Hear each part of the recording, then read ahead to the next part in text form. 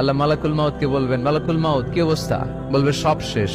মাইয়াপ্পা, কে বাকি? মালাকুল মাউত বলবে জিনেরা বাকি, যাদেরকে দেখা যায় না। আল্লাহ বলবেন জিনদেরকেও শেষ করে ফেলো, রুহু কবজ করো। মালাকুল মাউত আজরাইল জিনদের রুহু কবজ করবে। আল্লাহ এবার জিজ্ঞেস করবে, ইয়া মালাকাল মাউত আখবিরনি মাইয়াপ্পা, এবার বলো আর কে বাকি? মালাকুল মাউত বলবে, আল্লাহ মানুষগুলো সব শেষ, জিনগুলাও শেষ, এবার বাকি ইবলিস শয়তান। কে বাকি? ইবলিসরেও শেষ করো, ইবলিসও শেষ। আল্লাহ আবার জিজ্ঞেস করবেন, ইয়া মালাকাল মাউতি মাইয়াপ্পা, আর কে বেঁচে আছে বলো?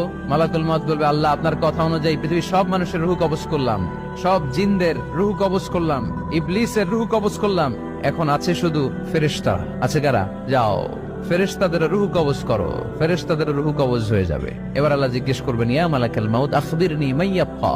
মালাকুল মাউত বলবে, আল্লাহ আপনার কথা মতো ধরে ধরে সব শেষ, ফেরেশতাও শেষ, 4 জন ছাড়া। কয়জন ছাড়া? জোরে বলেন, কয়জন ছাড়া? ইসরাফিল, জিব্রাইল, মিকাইল,